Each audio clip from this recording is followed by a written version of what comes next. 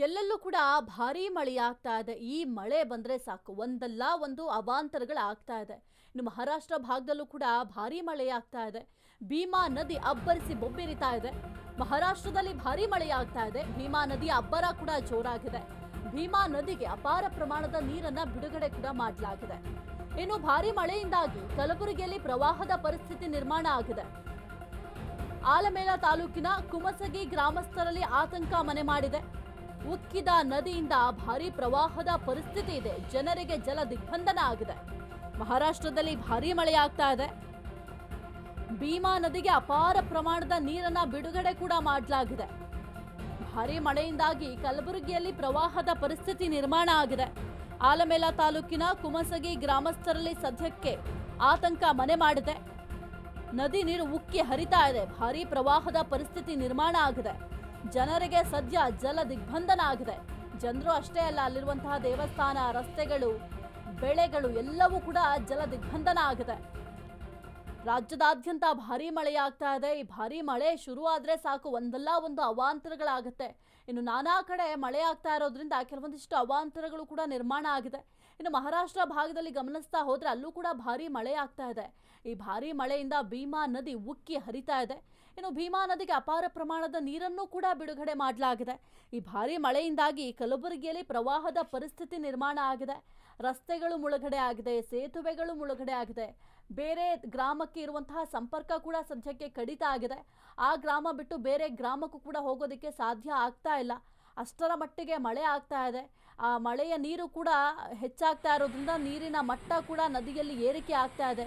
ನೀವು ಗಮನಿಸ್ತಾ ಇದ್ದೀರಾ ಯಾವ ರೀತಿ ನದಿ ಉಕ್ಕಿ ಹರಿತಾ ಇದೆ ಅಂತ. ಮತ್ತೊಂದು ಕಡೆ ಜನರಲ್ಲಿ ಭಯ ಆಗ್ತಾ ಇದೆ. ನದಿಯ ಅಕ್ಕಪಕ್ಕದಲ್ಲಿರುವಂತಹ ರೈತರ ಜಮೀನುಗಳಿಂದ ಇದ್ದಾವೆ, ಅಲ್ಲೂ ಕೂಡ ಸಂಪೂರ್ಣವಾಗಿ ಜಲಾವೃತ ಆಗಿದೆ. ಬೆಳೆಗಳು ಒಂದು ಕಡೆ ನಾಶ ಆಗಿದೆ, ಮತ್ತೊಂದು ಕಡೆ ಎಲ್ಲಿ ಪ್ರವಾಹ ಆಗ್ಬಿಡುತ್ತೆ ಅನ್ನೋ ಭಯದಲ್ಲೂ ಕೂಡ ಈಗ ಜನರು ಇರುವಂತಹ ಪರಿಸ್ಥಿತಿ ಸದ್ಯಕ್ಕೆ ನಿರ್ಮಾಣ ಆಗಿದೆ.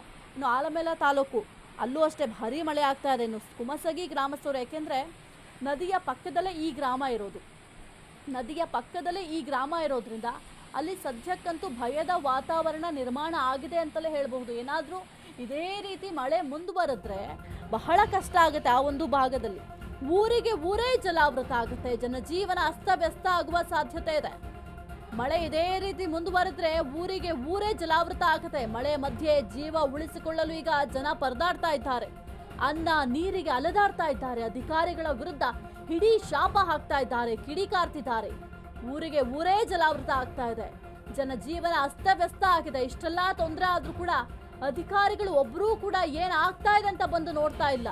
ಮಳೆ ಮಧ್ಯೆ ತಮ್ಮ ಜೀವ ಉಳಿದ್ರೆ ಸಾಕಪ್ಪ ಅಂತ ಜನರು ಪರದಾಡ್ತಾ ಇದ್ದಾರೆ. ತುತ್ತು ಅನ್ನಕ್ಕಾಗಿ ಪರದಾಡ್ತಾ ಇದ್ದಾರೆ. ಕುಡಿಯೋ ನೀರಿಗಾಗಿ ಅಲೆದಾಡ್ತಾ ಇದ್ದಾರೆ. ಊರಿಗೆ ಊರೇ ಜಲಾವೃತ ಆಗ್ತಾ ಇದೆ. ಜನಜೀವನ ಅಸ್ತವ್ಯಸ್ತ ಆಗ್ತಾ ಇದೆ. ಇಷ್ಟೆಲ್ಲ ಆದ್ರೂ ಕೂಡ ಅಧಿಕಾರಿಗಳು ಇತ್ತ ಗಮನ ಹರಿಸ್ತಾ ಇಲ್ಲ. ಜನಪ್ರತಿನಿಧಿಗಳು ಏನಾಗಿದೆ ಸ್ವಾಮಿ ಅಂತ ಬಂದು ಕೇಳ್ತಾ ಇಲ್ಲ. ಅನ್ನ ನೀರಿಗೆ ಅಲೆದಾಡ್ತಾ ಇದ್ದಾರೆ. ಅಧಿಕಾರಿಗಳ ವಿರುದ್ಧ ಕಿಡಿಕಾರ್ತಿದ್ದಾರೆ. ಈಗ ಗ್ರಾಮಸ್ಥರು ಹಿಡೀ ಶಾಪವನ್ನ ಹಾಕ್ತಾ ಇದ್ದಾರೆ. ಊರಿಗೆ ಊರೇ ಜಲಾವೃತ ಆದ್ರೂ ಕೂಡ ಯಾರು ಇತ್ತ ಬರುವ ಕೆಲಸವನ್ನ ಮಾಡಿಲ್ಲ. ಏನ್ ಆಗ್ತಾ ಇದೆ, ಅಲ್ಲಿರುವಂತಹ ಜನರ ಪರಿಸ್ಥಿತಿ ಏನು, ಜನರು ಯಾವ ರೀತಿ ಜೀವನ ಮಾಡ್ತಾ ಇದ್ದಾರೆ, ತಿನ್ನೋ ಅನ್ನಕ್ಕಾಗಿ ಏನು ಮಾಡ್ತಾ ಇದ್ದಾರೆ, ಕುಡಿಯೋ ನೀರಿಗೆ ಏನೆಲ್ಲ ಸಮಸ್ಯೆ ಆಗ್ತಾ ಇದೆ, ಯಾವುದನ್ನು ಕೂಡ ಇಲ್ಲಿ ಅಧಿಕಾರಿಗಳಾಗಿರಬಹುದು ಅಥವಾ ಜನಪ್ರತಿನಿಧಿಗಳು ಬಂದು ಕೇಳುವಂತಹ ಕೆಲಸವನ್ನು ಕೂಡ ಮಾಡಿಲ್ಲ. ಅವರಿಗೆ ಓಟ್ ಬೇಕಾದಾಗ ಮಾತ್ರ ಬರ್ತಾರೆ. ಆದ್ರೆ ಇಲ್ಲಿ ಜನರ ಸಮಸ್ಯೆನ ಕೇಳೋರೇ ಇಲ್ಲದಂತಾಗಿದೆ. ನೀವು ಗಮನಿಸ್ತಾ ಇದ್ದೀರಾ, ರಸ್ತೆ ಸಂಪರ್ಕ ಕಡಿತ ಆಗಿದೆ. ನಮಗೇನಾದ್ರೂ ಆಹಾರಕ್ಕೆ ಬೇಕಾದಂತ ಅಂದ್ರೆ ಸಾಮಗ್ರಿಗಳೇನಿರುತ್ತೆ ಅದನ್ನೆಲ್ಲವೂ ಕೂಡ ಪರ್ಚೇಸ್ ಮಾಡ್ಬೇಕಂದ್ರೆ ಒಂದು ಗ್ರಾಮದಿಂದ ಮತ್ತೊಂದು ಗ್ರಾಮಕ್ಕೆ ಹೋಗ್ಬೇಕಾಗತ್ತೆ. ಒಂದು ತಿನ್ನೋ ಅನ್ನಕ್ಕೆ ಬೇಕಾದಂಥ ಪದಾರ್ಥಗಳು ಬೇಕು ಅಂತಂದ್ರೆ ಬೇರೆ ಕಡೆ ಹೋಗೋ ಪರಿಸ್ಥಿತಿ ಕೂಡ ಈಗ ಇಲ್ಲ. ಯಾಕಂದ್ರೆ ಒಂದು ಕಡೆ ರಸ್ತೆ ಸಂಪರ್ಕ ಕಡಿತ ಆಗಿದೆ, ಮತ್ತೊಂದು ಕಡೆ ಸೇತುವೆ ಮುಳುಗಡೆ ಆಗಿದೆ, ಮತ್ತೊಂದು ಕಡೆ ಮನೆಯಿಂದ ಹೊರಗಡೆ ಬಂದ್ರೆ ಮಳೆ ನೀರೆಲ್ಲ ಮನೆಗೆ ನುಗ್ಗುತ್ತೆ ಅನ್ನೋ ಭಯ. ಇಷ್ಟೆಲ್ಲ ತೊಂದರೆಗಳು ಆಗ್ತಾ ಇದ್ರು ಯಾರೂ ಇತ್ತ ಗಮನ ಹರಿಸ್ತಾ ಇಲ್ಲ ಅಂದ್ರೆ ಅಲ್ಲಿನ ಗ್ರಾಮಸ್ಥರ ಪರಿಸ್ಥಿತಿ ಏನಾಗಬೇಕು. ತುತ್ತು ಅನ್ನಕ್ಕೆ ಅಲಿಯುವಂತಹ ಪರಿಸ್ಥಿತಿ ಇದೆ. ಇನ್ನು ಕುಡಿಯೋ ನೀರಿನ ವಿಚಾರಕ್ಕೆ ಹೋಗೋದಾದ್ರೆ ಅಲ್ಲಿ ಏನಾಗಿರುತ್ತೆ, ಮಳೆ ನೀರು ಅಂತಂದ್ರೆ ಕೇವಲ ಮಳೆ ನೀರು ಮಾತ್ರ ಇರುತ್ತಾ? ಇಲ್ಲ, ಮಳೆ ನೀರು ಜೊತೆಗೆ ಬೇರೆ ಬೇರೆ ಅಲ್ಲಿ ಕೊಳಚೆ ನೀರು ಕೂಡ ಸೇರ್ಪಡೆ ಆಗಿರುತ್ತೆ.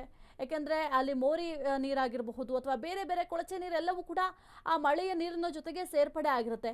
ಅದು ಮನೆಯ ಒಳಗಡೆ ನುಗ್ಗಿದ್ರೆ ಮನೆಯ ಪರಿಸ್ಥಿತಿ ಕೂಡ ಹದಗೆಡುತ್ತೆ. ಜೊತೆಗೆ ಮನೆಯಲ್ಲಿರುವಂತಹ ಪೀಠೋಪಕರಣಗಳು ಕೂಡ ಹಾಳಾಗುತ್ತೆ.